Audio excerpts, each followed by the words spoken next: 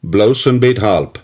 Ik wil 3 gonen en 2 mensen vergelijken, eine vom Oude en eine vom Nieuwen Testament. Im Oude Testament denk ik aan Sarah.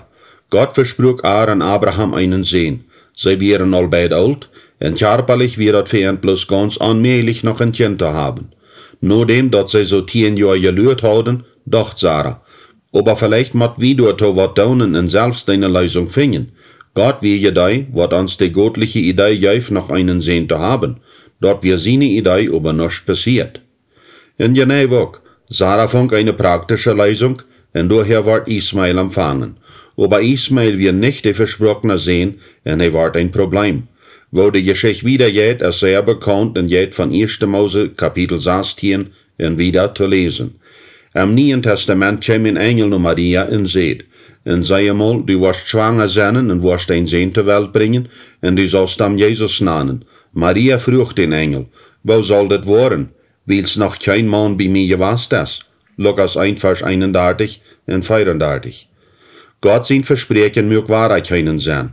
Ging Maria nur Josef, um sich einen Brief zu versichern, in dem sie sagt, weil wir mal ein Kind haben? Dankbarerweise deed sie dort nicht. Wir weiten alle, wo die Geschichte wiedergeht, und sie bracht Jesus, dem Sohn Gottes, zur Welt. Wenn Sarah auch diese Ismael Idee hat, verschmäht Gott auch doch nicht. Er bleibt mit ihrem Taub wieder auf dem Weg. Gott weiß immer, wo er mit uns wieder machen will. Jo, nu dat Ismael da wir dort schwander aus, wann die du nicht gewasst wir. Denk an die Streitigkeiten mit seiner Mutter und Lothar mit seinem Halbbruder Isaac, Abraham sein Sohn mit Sarah.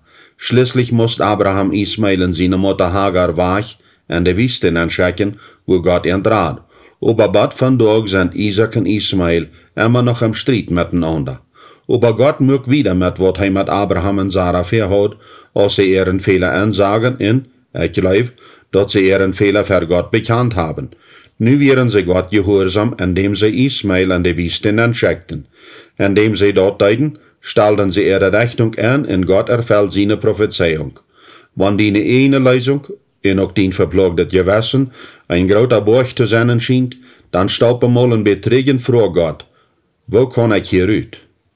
Gott seine Antwort fängt hier an. Wenn wir unsere Sünden bekennen, dann ist er treu und gerecht, und vergibt uns die Sünden und reinigt uns von aller Ungerechtigkeit. 1. Johannes 1, Vers 9.